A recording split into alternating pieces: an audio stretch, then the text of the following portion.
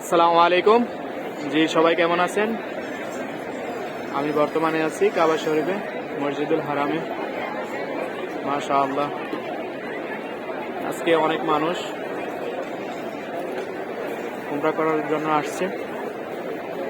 আল্লাহ সবাইকে এখানে আসার তৌফিক দান করুক, এই দোয়া কামনা করি। সবার ন্যাক আশা পূরণ করুক।